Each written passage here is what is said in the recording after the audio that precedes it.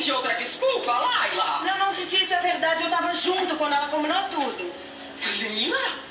Você também está andando no carro desse rapazinho? Olha aqui.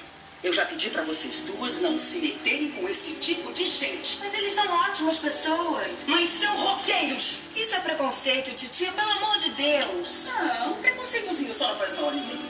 E olha, eu não quero mais discussão. Vocês não me deixam outra sair. Vocês vão ficar de castigo. Castigo? Eu tenho 18 anos, tia, e a Leila 17. Vocês estão se comportando como crianças. E como crianças vão ser tratadas. As mesadas estão cortadas e a partir de agora à noite vocês só saem com a titia. Mas a senhora nunca sai à noite. Podia ter avisado, né, Ju? Tudo bem, a bateria do meu celular estava descarregada. Tu também, Ju. Esquece de carregar o celular, esquece de levar o documento. Só não esquece a cabeça que tá grudada, né? Também estúdio, ensaio, faculdade. É muita pressão para a cabeça de um pobre trovador. Então se prepara mais prefiro. Amanhã é a seleção dos garçons. Já tem gente pra caramba em esquina. Bom, acho que você e o Basílio podiam escolher os garçons e deixar os garçonetes pra mim, né? Sei. Já não basta a confusão de ontem. Eu não vi confusão nenhuma, não, viu? Foi a Lala que extrapolou. Aliás, a garra pode ser meio pancada, mas tem garra. Acho bom o senhor não se empolgar, não, viu? Porque Dona Marlene já não é flor que se cheira e ela não vai com a nossa cara. O Júnior é muito bobo.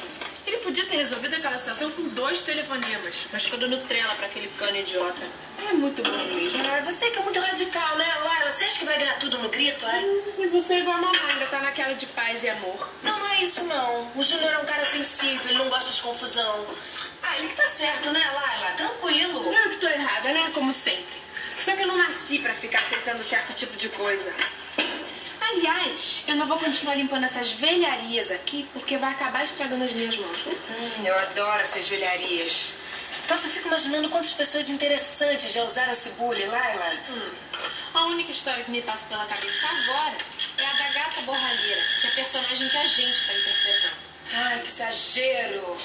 Exagero nada. Só que eu tô cheia dessa repressão da tia Marlene. Eu não aguento mais ficar representando esse papel de boazinha. Chega, pra mim acabou. E o que você pretende fazer, hein? Sair dessa casa o mais rápido possível. Laila, a tia Marlene só vai deixar você sair daqui casada. Eu sei, e é exatamente isso que eu vou fazer. Você vai casar? Claro. E eu já tenho até o par. Ou melhor, o partinho perfeito.